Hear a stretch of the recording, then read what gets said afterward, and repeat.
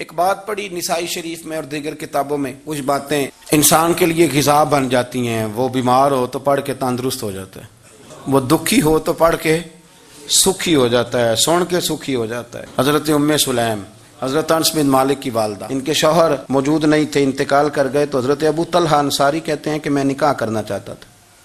حضرت ابو طلحہ بڑے سمجھدار آدمی تھے، زیرک تھے، مالدار تھے، عقل مند دانا بندے تھے. انہوں نے پیغام بھیجا حضرت ام سلیم سے کہ تیرے ساتھ نکاح کرنا ہے. سمجھدار آدمی تھے، عقل مند تھے.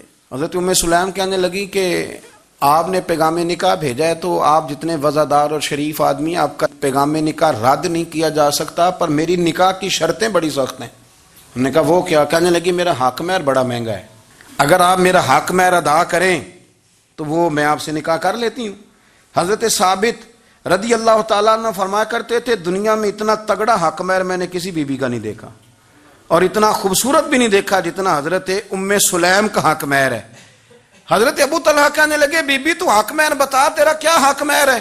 دیکھو ان لوگوں کا ایمان کتنا مضبوط تھا، تعلق کتنا گہرا تھا. ام سلیم کہتی ہے حق مہر دے دو، اور جو لفظ انہوں نے بیان کیے وہ اتنے شاندار ہیں کہ وجد کرنے کو دل کرتا ہے. فرمانے لگی بس حق مہر لوں گی، اس کے بعد کسی چیز کا سوال نہیں کروں گی، ساری زندگی خرچہ نہیں مانگوں گی، روٹی پانی کپڑا جو دو گے پہن لوں گی، پر ایک حق مہر وہ اگر دیتے ہو تو میں نکاح کر لیتی ہوں، اس کے علاوہ سوال کوئی نہیں. حضرت ابو طلحہ کہنے لگے بی بی بتا تو صحیح حق مہر کیا، تو رو پڑی.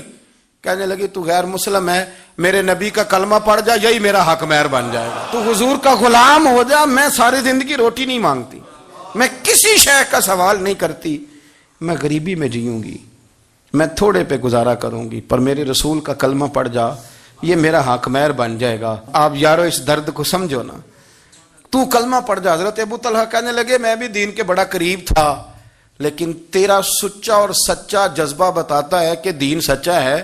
فرمانے لگے تو اب نکاح کر چاہے نہ کر، میں نے مصطفیٰ کا کلمہ پڑھنے کا فیصلہ کر لیا. میں نے فیصلہ کر لیا ہے کہ اب میں نبی پاک کا کلمہ، اور میری یہ شرط نہیں کہ تو نکاح کرے چاہے نہ کرے. یہ وہ واحد حق مہر ہے. ایک بی بی نے حق مہر لیا ہے کہ تو کلمہ پڑھ، تو کلمہ پڑھ اور میں تیرے ساتھ نکاح. اللہ کرے اب بھی بیویاں ہوں جو کہیں کہ پہلے نمازی بن، قرآن مجید یاد کر، پہلے شریف النفس ہو. پر یہ تو بیویوں کی شرطیں نہیں. بیویاں تو کہتے ہیں قبضہ دے، تو اپنی کنجیاں دے، باقی کسی چیز کی ضرورت. میرے رسول کریم علیہ السلام کے غلاموں کی دین کے ساتھ جو کمٹمنٹ ہے، دین کے ساتھ ان کا جو گہرا مضبوط ربط ہے، اس ربط کا انداز یہ ہے کہ عورتیں بھی کہتی ہیں کہ آپ کلمہ پڑھ جائیں، ہمارا حق مہر ہو گیا.